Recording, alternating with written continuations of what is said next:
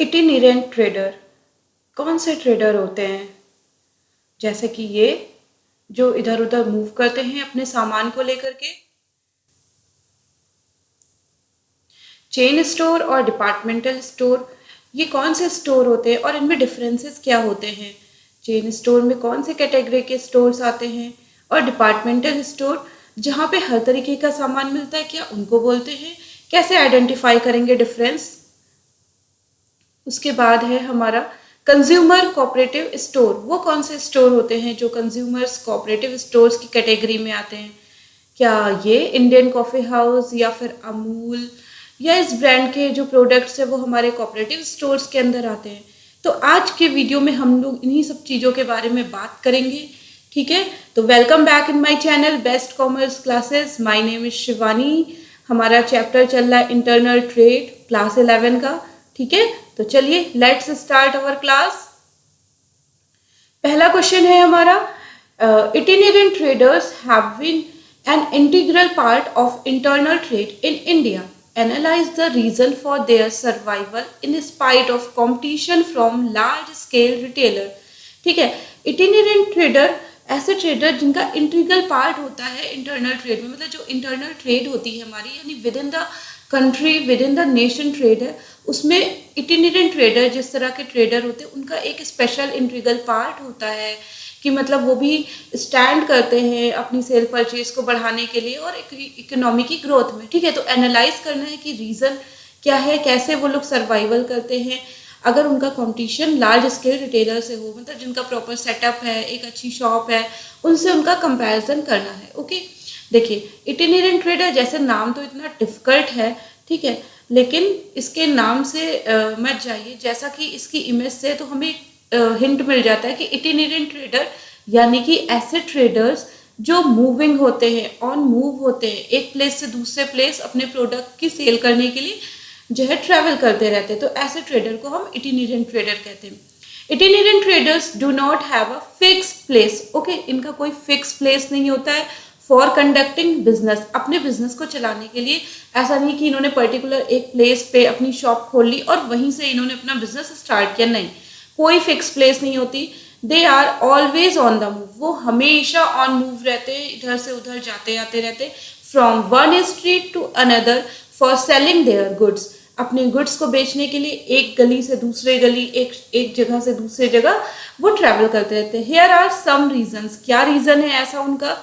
Consumers seem to be more comfortable getting a service from traders who are small.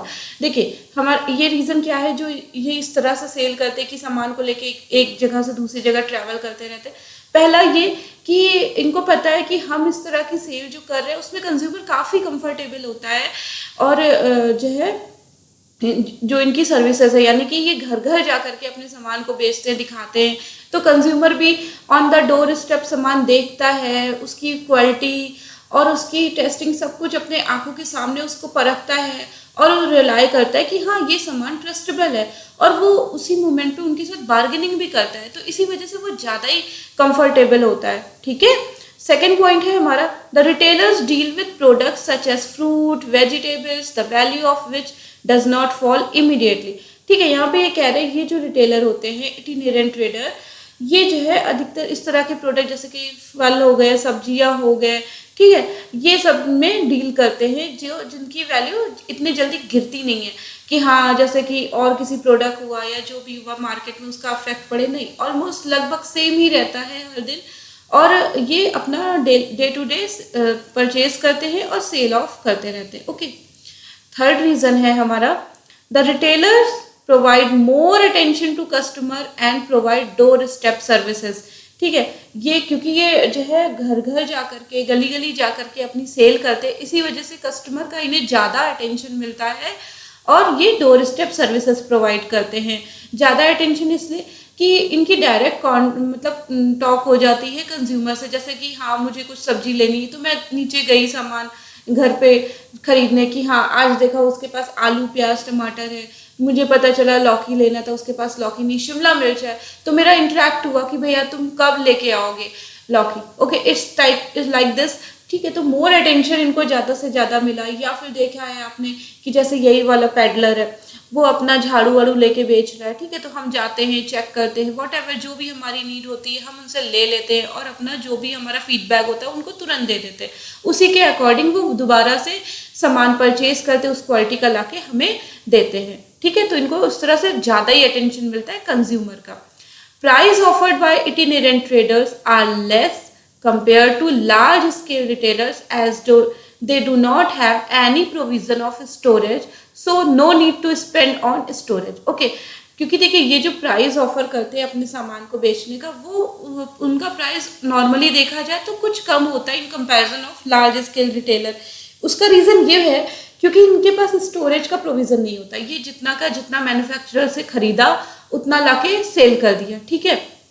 तो जब इनको storage की cost नहीं इनकर करनी होती तो वही वो सेव कर लेते हैं और वही उसी को ही जो है वो कट डाउन करके अपने सामान को सेल करते हैं, ठीक है। और क्योंकि लार्ज स्केल रिटेलर उन्हें स्टोर करना होता है तो उनकी वो कॉस्ट इनकर होती है और वो कॉस्ट अपने प्रोडक्ट में जोड़ के जो है कस्टमर को सेल करते हैं, जिससे वो महंगे मिलते हैं, ठीक। अब पांचवा रीजन कह रहा है itinerant traders are available at short notice as they keep moving while large scale retailers need to stick to a certain area as they have a fixed business setup, ठीक है।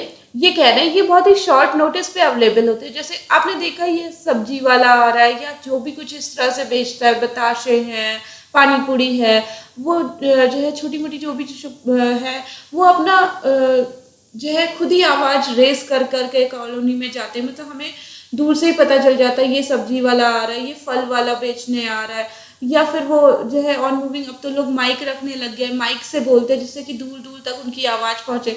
तो बहुत ही शॉर्ट नोटिस पे available होते हैं और हमेशा वो कीप मूविंग रहते हैं, इधर से उधर वो ट्रैवल करते रहते हैं। जबकि large scale retailer need to stick to a certain area, जबकि जो बड़े स्केल के रिटेलर होते हैं यानी जो शॉप्स होती हैं उन्हें ज़रूरत होती है कि वो एक जगह पे स्टेबल हो, उनका एक सेटअप हो, क्योंकि उनका अपना फिक्स बिजनेस सेटअप होता है। इसी वजह से उन्हें एक जगह स्टेबल रहना होता है, वो इधर से उधर मूव करके एक्सक्यूज मी अपना सामान नहीं सेल कर सकते। ओके,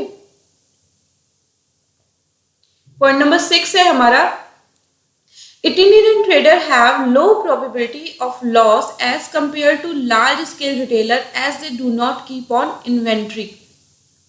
यहाँ पे ये कह रहे हैं itinerant trader को लॉस भी होने का चांसेस बहुत कम रहता है in comparison of large scale retailer. क्यों? क्योंकि जब उनके पास स्टोर करने के लिए कोई प्लेस ही नहीं है और जिस तरह से वो सामान खरीदते ही हैं कि उनका सेल हो जाए, तो उनको लॉस भी कम। भाई जब उनके पास प्रोडक्ट बचा ही नहीं सेव करने के लिए तो लॉस भी कम। और जो लार्ज स्केल है क्योंकि उन्हें इन्वेंट्री मेंटेन करना होता है, स्टॉक मेंटेन करना होता है, तो इन केस नेक्स्ट डे उनकी सेल कम हो गई या फिर एनी रीज़न कुछ नहीं हो पाई तो वो उनको लॉस की भी प्रोबेबिलिटी ज़्यादा होती है इन कंपेयर ऑफ इटिनेरेंट ट्रेडर। अच्छा देखिए यहाँ पे मैंने ये जो 2 इमेज डाली है वो यहाँ पे कंपैरिजन है प्राइस का, ठीक है। जो इटिनेरेंट ट्रेडर है उनका प्राइस कंपेयर करें लार्ज स्केल से कम होता है। अब जैसे देखिए मैंने यहाँ पे नेचुरल नॉर्मल चीज़ जैसे कि समोसा हो गया, समोसा डोसा, अगर आप यही एयरपोर्ट पे जाओ जिनका फिक्स प्लेस होता है वहाँ पे अगर उनकी शॉप है तो यही समोसा वहाँ पे 150 रुपये का मिलेगा, जो कि रेगुलर प्राइस इसका होता है 20 रुपये, ठीक है। एयरपोर्ट पे यही डोसा इडली आपको 300 रुपये का मिलेगा जिसका रेगुलर प्राइस है 100 रुपीज़, ठीक। अब बात करते हैं रेगुलर प्राइस यानी जिसकी फिक्स शॉप होगी उसका।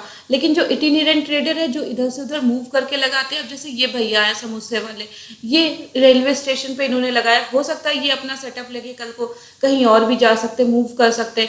इनके समोसे कितने? 5 रुपये। तो देखा आपने ये कितना कंपेयर, ये आपने हम लोगों ने नॉर्मली देखा भी होगा, हम ईजिली आइडेंटिफाई कर सकते हैं, है ना। तो ये डिफरेंस है क्योंकि यहाँ पे अगर इनका बचता है तो इनके पास स्टोरेज की प्रॉपर फैसिलिटी होती है कि ये अपने स्टॉक को स्टोर कर सकते हैं, लेकिन इनके पास कुछ भी ऐसी फैसिलिटी नहीं होती। इन्होंने जितना बनाया उतना सेल किया, ठीक है। तो इस तरह से रहता है। तो ये हमने रीज़न देख लिए।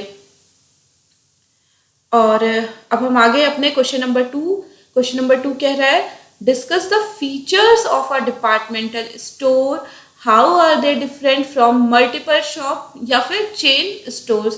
डिपार्टमेंटल स्टोर के फीचर्स आपको बताने हैं और बताना है कि वो कैसे डिफरेंट है जो मल्टीपल शॉप होती हैं या फिर चेन स्टोर जिनको बोला जाता है उनसे, ठीक है।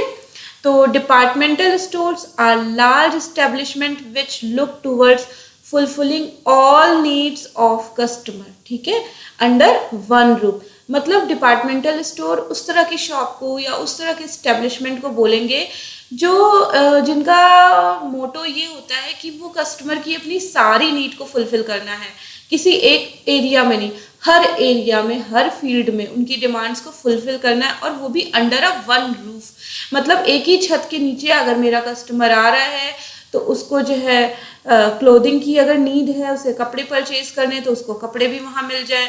अगर वो इलेक्ट्रॉनिक प्रोडक्ट्स परचेज करना चाहता है तो उसके लिए अवेलेबल शॉप हो, इलेक्ट्रॉनिक के भी, ग्रॉसरी हो गया, कंज्यूमेबल प्रोडक्ट्स हो गया, बेवरेजेस, स्नैक्स, वो सब उसको वहाँ मिले। अगर फर्नीचर चाहता है तो मतलब under a one roof her department में उसको जो भी नीड हो वो उसकी नीड को फुलफिल कर सके।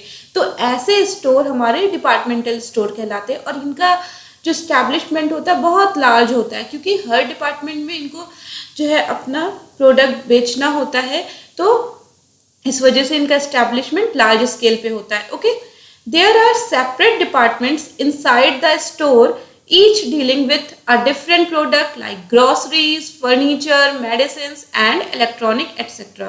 ठीक है, ये इसमें इनका जो डिपार्टमेंट है वो सेपरेट सेपरेट होता है। मतलब एक डिपार्टमेंट हो गया आपका फर्नीचर का, एक इलेक्ट्रॉनिक का, एक ग्रोसरी, एक मेडिसिन, है ना, इस तरह का डिपार्टमेंट वाइज सेग्रीगेट होता है एक प्रॉपर स्टोर में, और डील करते हैं वो हर डिफरेंट डिफरेंट काइंड के प्रोडक्ट में, ठीक है, क्योंकि काफ़ी रेंज प्रोवाइड करते हैं तो इन्होंने सेपरेट सेपरेट उसको सेग्रीगेट कर लिया होता है। तो ये तो इसके फीचर हो गए। अब हम देखते हैं डिफरेंस क्या है।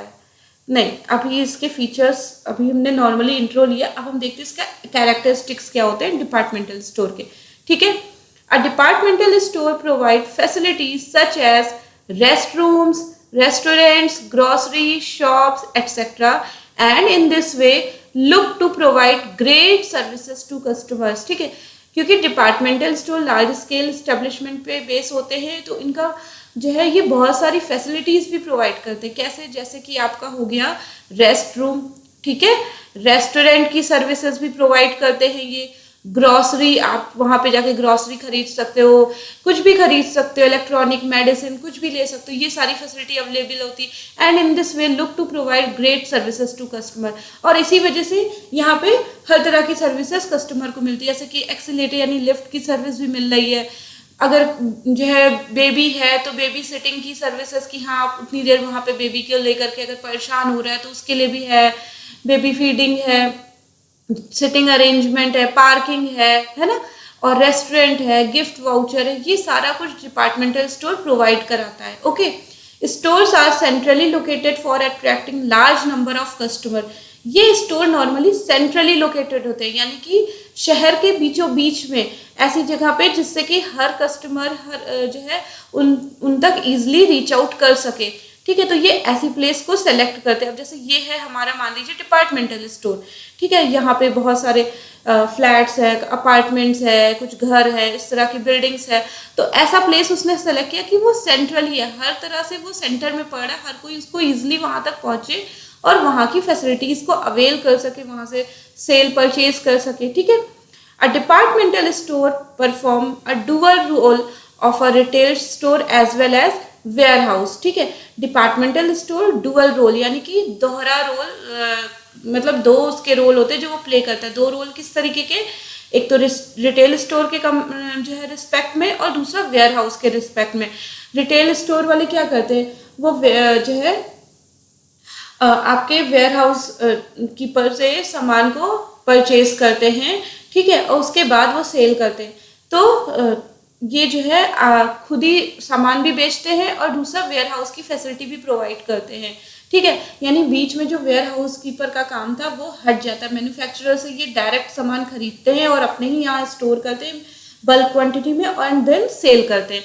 All purchases are directly done from manufacturer, क्योंकि फिर ये सारी परचेज खुद ही मैन्युफैक्चरर से परचेज करते हैं। ये देखिए, आपने डिपार्टमेंटल स्टोर में देखा होगा कितनी रेंज और कितना स्टॉक आपको मिल जाता है कि मतलब आप आके देखें तो देखते ही रह जाएं कि कितना ज़्यादा स्टॉक होता है। और इसके साथ ही साथ ये तो ऑन द मतलब प्रेजेंटेबल होता है जो दिखता है, बाकी इनके स्टोर में, वेयर हाउस में भी न जाने कितना सामान इनके पास एज एन स्टॉक रखा रहता है। ठीक है, तो ये हमने देखा डिपार्टमेंटल स्टोर के कैरेक्टरिस्टिक्स। अब हम देखते हैं कि वो कैसे डिफरेंट है चेन स्टोर से या फिर मल्टीपल शॉप से। ठीक, डिपार्टमेंटल स्टोर हम समझ गए कि अंडर अ वन रूफ आपको हर कैटेगरी का सामान मिलेगा। Okay, chain stores are network of retail shop that are owned by manufacturer और its intermediaries.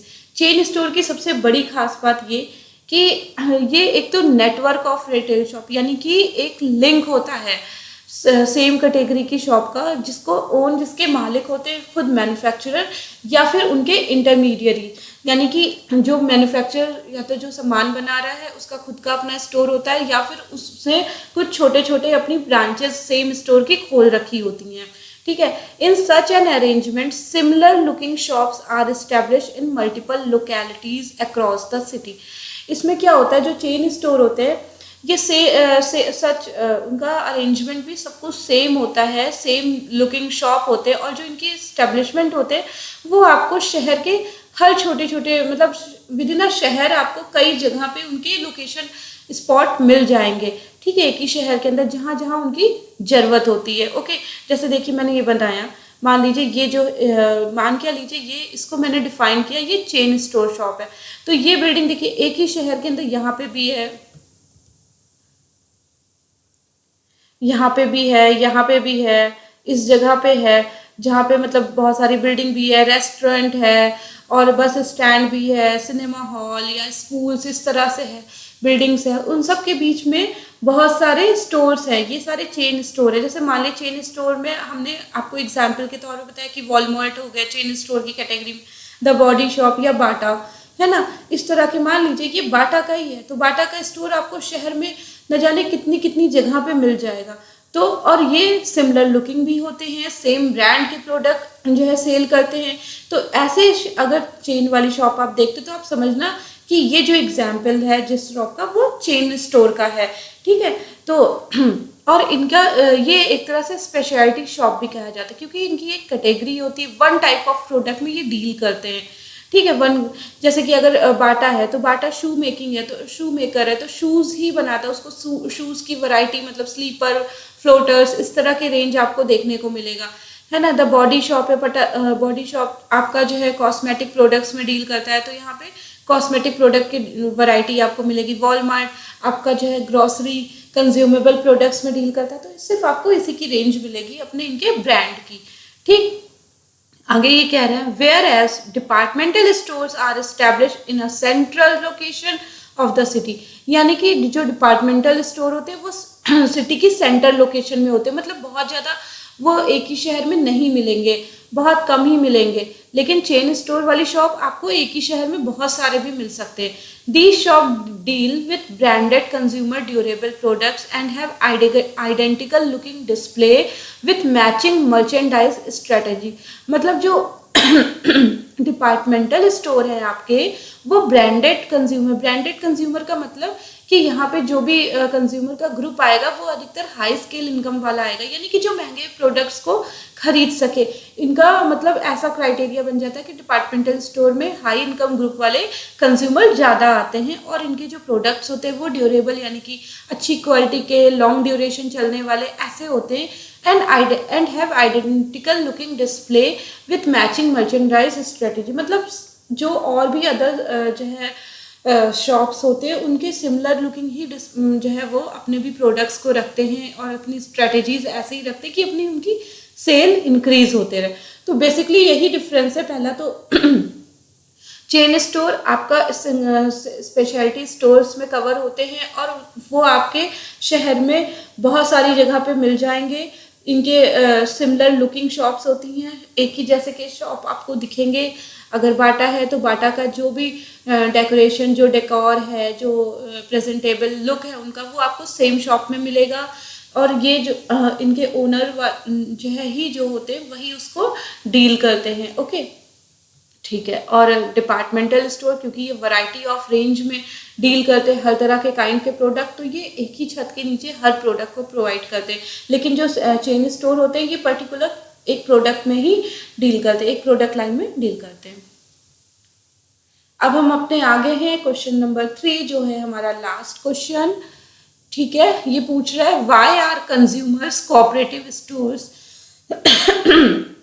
considered to be less expensive, what are its relative advantages over other large scale retailers। ठीक है, कि cooperative consumer cooperative store को less expensive क्यों consider किया जाता है, मतलब कि वो क्यों सस्ते होते हैं उनके प्रोडक्ट्स, ऐसा क्या है। उसके बाद है कि एडवांटेजेस क्या हैं अदर लार्ज स्केल रिटेलर के कंपेयर में। ओके, तो consumer cooperative store are formed, तो ये मेरा मूव कर रहा है, are formed, managed and controlled by consumers and their aim is to make goods available at cheap prices to members of the society। मतलब ये एक तरह से समझिए कंज्यूमर कोऑपरेटिव सोसाइटी, यानी कि कुछ कंज्यूमर्स ने मिलके एक सोसाइटी फॉर्म करी, कोऑपरेटिव सोसाइटी एक्ट के अकॉर्डिंग उन्होंने अपना एक स्टोर खोला। उन्होंने सोचा कि हाँ, हम जो रिटेलर हमें सामान प्रोवाइड करता है वो हमें बहुत एक्सपेंसिव पड़ते हैं क्योंकि उसमें बहुत सारे टैक्सेस, बहुत सारी कॉस्ट लग जाती हैं, जिससे कि अगर वो सामान 100 रुपये का है तो हमें 100 रुपये में ही लेना पड़ता है। तो हम कुछ ऐसा करते हैं, कुछ ऐसा क्रिएट करते हैं जिससे कि वो सामान हम डायरेक्टली मैन्युफैक्चरर से खरीदें और हमें कुछ कम प्राइस में मिले और हम अपनी सोसाइटी को जो है कम प्राइस में अवेलेबल करा के बेनिफिट्स ले सकें। ठीक है, तो फिर कुछ कंज्यूमर मिलते हैं आपस में, एक स्टोर फॉर्म करते हैं, खुद ही उसको वो मैनेज करते हैं और खुद ही उस पर कंट्रोलिंग भी करते हैं। ठीक है, क्योंकि इनका एम क्या होता है, is to make goods available at cheap prices to members of the society, कि ये सस्ते दाम पे जो सोसाइटी के मेंबर्स हैं उनको गुड्स अवेलेबल करा सके। The best part about consumer cooperative is that the middle man is eliminated. जो इनका मतलब मेन इंटेंशन यही होता है, मेन जो पार्ट है वो यही है कि जो मिडिल मैन है वो एलिमिनेट होता है। मिडिल मैन से मतलब ये हुआ कि मैन्युफैक्चरर से जो सामान होलसेलर खरीद रहा है, होलसेलर फिर रिटेलर को दे रहा है, तो वो हट जाता है क्योंकि ये डायरेक्ट कॉन्टैक्ट में आ जाते हैं मैन्युफैक्चरर के। ठीक है, the motive is not profit making, hence the price of goods are lower than the price of goods available at retail shop। क्योंकि इनका मोटिव प्रॉफिट अर्न करना नहीं होता है कि हाँ मुझे प्रॉफिट कमाना, इस वजह से इन्होंने कोऑपरेटिव स्टोर खोला। इन्हें तो बस सस्ते दाम में सामान अवेलेबल कराना होता है अपने मेंबर्स को। ठीक है, और इसी वजह से जब इनको प्रॉफिट कमाना नहीं है, जैसे मान लीजिए मैन्युफैक्चरर ने मैंने ये लिया है, देखिए अमूल और ये जो इंडियन कॉफ़ी हाउस है, ये दोनों हमारे कोऑपरेटिव सोसाइटी के एग्जाम्पल है। यानी कि अमूल जो है आपका कोऑपरेटिव सोसाइटी के मेंबर्स के थ्रू मैन्युफैक्चर होता है, बनाया मतलब मैन्युफैक्चर क्या जो है परचेज किया जाता है और फिर सेल किया जाता है। तो जैसे अमूल के जो दूध आते हैं, जो भी प्रोडक्ट्स आते हैं, वो कंपैरेटिवली अदर प्रोडक्ट से कम होते हैं, उनके प्राइस लो होते हैं। ठीक है, और क्योंकि इनका इंटेंशन ये होता है कि इन्हें प्रॉफिट नहीं कमाना है, यानी कि अगर जो अमूल के प्रोडक्ट्स हैं मैन्युफैक्चरर ने बनाया 10 रुपये का एक, तो ये उनसे 10 रुपये में, या फिर हो सकता है क्योंकि मैन्युफैक्चरर बल्क क्वांटिटी में सेल करता है। ठीक है, तो बल्क क्वांटिटी में जब वो सेल करता है तो हो सकता है वो 10 रुपये की बजाय 8 रुपये में सेल कर दे या 9 रुपये में, तो 1 रुपये फिर भी जो है कोऑपरेटिव सोसाइटी, कोऑपरेटिव स्टोर्स को कम पे करना पड़ता है, तो वही वो उनको बेनिफिट हो जाता है। तो और ये अपने मेंबर्स को भी सेम 9 रुपये या 8 रुपये में बेचते हैं क्योंकि प्रॉफिट इनको अर्न करना नहीं होता है, तो ये इस वजह से ये प्रॉफिट प्रोवाइड करते हैं। ठीक है, the motive is not profit making, hence the price of goods are lower than the price of goods available at retail shop. ठीक है, यानी कि जो भी अभी यही अमूल अगर रिटेल शॉप से आप परचेज करते हो तो उसने अगर 10 रुपये में खरीदा है तो वो नेचुरल सी बात है, क्योंकि उसने कॉस्ट इतनी इनकर करी तो वो 12 रुपये में बेचेगा, यानी वो 2 रुपये अपना प्रॉफिट सेव करेगा क्योंकि उसका मोटिव प्रॉफिट अर्न करना है। लेकिन जो कोऑपरेटिव स्टोर्स होते हैं उनका इंटेंशन प्रॉफिट अर्न करना नहीं होता है, इस वजह से उनके गुड्स भी सस्ते होते हैं। The capital investment is also less as compare to large scale enterprises. और इनका जो कैपिटल इन्वेस्टमेंट, मतलब ये जो स्टोर बन रहा है बिना कैपिटल इन्वेस्टमेंट के तो नहीं, बिना पैसों से तो नहीं बन सकता है, तो जो इसमें इन्वेस्टमेंट भी होता है वो बहुत ही कम होता है, in comparison of large scale enterprises, यानी कि जो इनको अपना स्टोर खोलने के लिए सेटअप बनाना होता है, जो भी इनको सामान इनका रखना है अपने स्टोर की तैयारी के लिए, हाँ जो भी फर्नीचर चाहिए, तो उसमें बहुत ही कम इन्वेस्टमेंट लगता है। और वही अगर जो कोई लार्ज स्केल एंटरप्राइजेस सेटअप करना चाह रहा है, जैसे चेन स्टोर, डिपार्टमेंटल स्टोर हो गया या नॉर्मल शॉप होगी, ग्रॉसरी की शॉप हो गई, तो उसको एक अच्छा भला इन्वेस्टमेंट करना पड़ जाता है। ठीक है, तो यहाँ पे हमने समझ लिया कोऑपरेटिव स्टोर्स क्या होते हैं और क्यों ये सस्ते होते हैं। ठीक है, अब हमें देखना है एडवांटेजेस क्या होते हैं कोऑपरेटिव स्टोर्स के in compare of other large scale store. ठीक है, तो cooperative can be easily form by an association of 10 people and get it registered bye completing the required formalities. ठीक है, जो कोऑपरेटिव स्टोर होता है वो बहुत ही आसानी से आप बना सकते हो, ठीक है, अपने आप को रजिस्टर्ड करा के, लेकिन उनकी कंडीशन ये होती है कि कम से कम जो ये ग्रुप बने उसमें 10 लोग हों, यानी कि कोऑपरेटिव स्टोर खोलने के लिए आपको कम से कम 10 लोगों का कलेक्शन चाहिए होता है और फिर आपको अपना स्टोर रजिस्टर कराना होता है under the cooperative society act में, और जो भी फॉर्मेलिटीज है उनको कंप्लीट करके आप अपना स्टोर ओपन कर सकते हो। ठीक है, सेकंड कह रहा है the liability of members is restricted to the amount of capital contributed by them, यानी कि जो भी मेंबर की लाइबिलिटी, यानी कि जो 10 मेंबर उसमें इन्वॉल्व हुए हैं उनकी लाइबिलिटी मतलब उनकी जिम्मेदारी कहाँ तक रिस्ट्रिक्ट होती है, मतलब कहाँ तक की होती है, वहां तक की जितना उन्होंने कैपिटल अपना कंट्रीब्यूट किया है।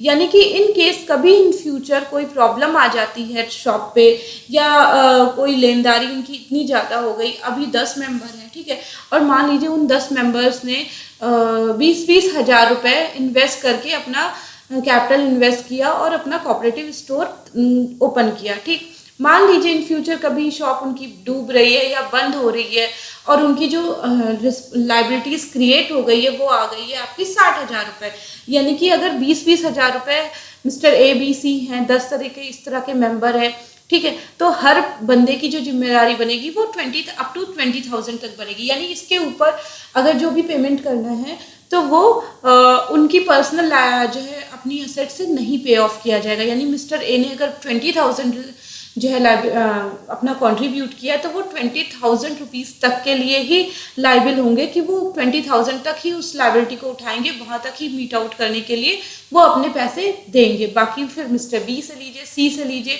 और वॉट एवर स्टोर के जो भी अदर मेंबर है उनसे करके उस लाइबिलिटी को पूरा किया जाएगा। ठीक है, तो कहाँ तक रिस्ट्रिक्टेड है, amount of capital contributed by them, जितना उन्होंने कैपिटल कॉन्ट्रीब्यूशन किया है वहां तक उतना ही उनको पे करना होगा, उससे ऊपर बिल्कुल नहीं, उन्हें पर्सनल अपने असेट्स में से कुछ नहीं देना होता है। ओके, आगे देखते हैं।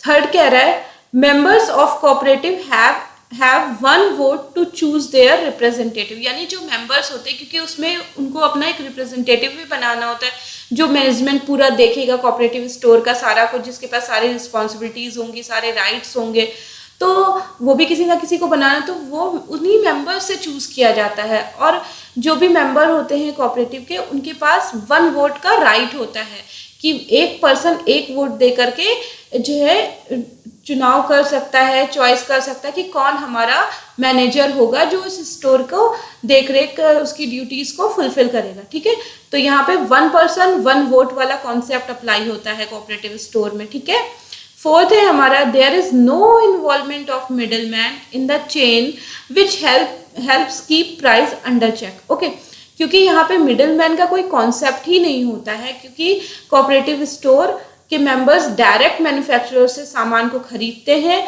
जिससे कि इनका जो प्राइस होता है वो अंडर चेक, मतलब कि प्राइस कम, लो प्राइस में आपको सामान अवेलेबल होते हैं। ठीक है, सस्ते मिल जाते हैं इस वजह से, और रीज़न यही है क्योंकि मिडिल मैन नहीं होगा तो अननेसेसरी की कॉस्ट उसमें इनकर नहीं होगी, कॉस्ट ऐड नहीं होगी उस प्रोडक्ट के ऊपर, और आपको सामान कम प्राइस में मिल जाएगा। तो यहाँ पे मैंने अपने तीनों पॉइंट्स कवर कर लिए हैं, itinerant trader, chain store versus departmental store और consumer cooperative store. I hope so students आपको ये तीनों टॉपिक अच्छे से समझ में आए हों। अगर आपको कुछ डाउट्स कन्फ्यूज़न है आप मुझे कमेंट सेक्शन में बता सकते हैं कमेंट करके, ठीक है। और अगर आपको मेरा वीडियो पसंद आया तो आप प्लीज़ मेरे वीडियोस को लाइक करें, शेयर करें या सब्सक्राइब करें, और अगर आपको नहीं पसंद आया तो आप उसको डिसलाइक भी कर सकते हैं। Your feedbacks are always welcome. ठीक है, आपसे फिर मिलेंगे next video next lecture. Till then take care, bye bye.